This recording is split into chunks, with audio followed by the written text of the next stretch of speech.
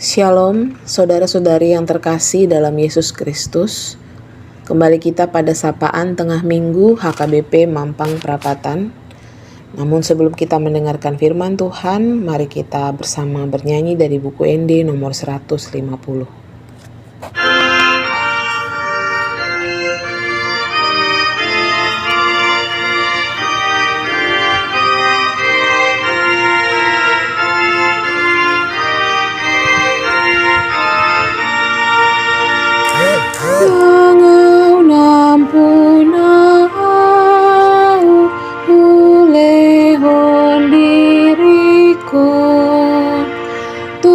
Tuhani rajaku si gom-gom tanuon ai di magasan Yesus di ida di bataku napasunakona.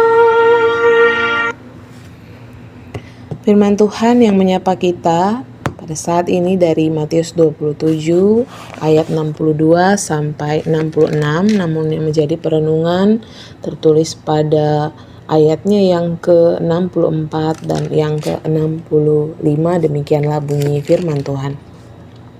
Karena itu perintahkanlah untuk menjaga kubur itu sampai hari yang ketiga. Jikalau tidak, murid-muridnya mungkin akan datang untuk mencuri dia, lalu mengatakan kepada rakyat, ia telah bangkit dari antara orang mati. Penyesatan yang terakhir akan lebih buruk daripada yang pertama. Kata Pilatus kepada mereka, ini penjaga-penjaga bagimu, pergi dan jagalah kubur itu sebaik-baiknya.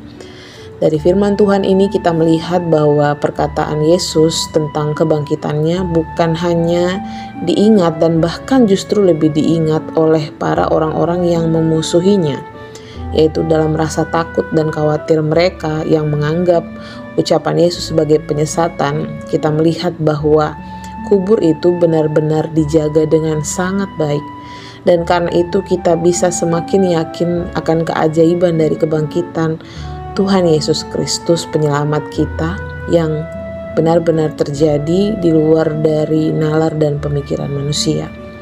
Pintu itu sudah sangat tertutup dan dijaga rapat, tetapi tidak bisa menghambat penggenapan kebangkitannya untuk keselamatan umat manusia. Dalam kehidupan ini, mungkin saja kita pernah merasa kita menghadapi pintu yang sudah sangat tertutup rapat. Mungkin saja kita menghadapi hidup yang serasa tidak mungkin lagi untuk dibuka atau tidak punya jalan keluar lagi.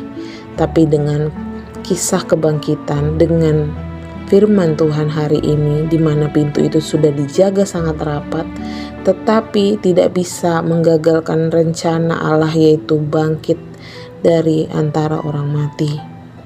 Karena itu, dengan firman Tuhan hari ini kita dikuatkan.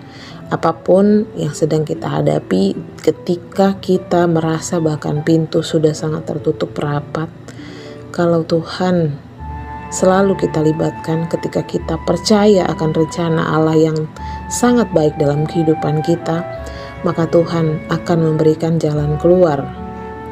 Di luar dari pemikiran kita, di luar dari pemahaman dan logika kita, Dia akan membangkitkan kita kembali dalam situasi yang terbaik, karena rencananya selalu terbaik untuk kehidupan kita semua.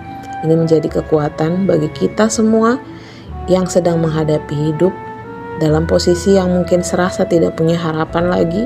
Percayalah bahwa rencana Tuhan tidak bisa dihambat oleh apapun, dan rencana itu tidak pernah buruk, selalu yang terbaik untuk kita. Kita bersatu dalam doa.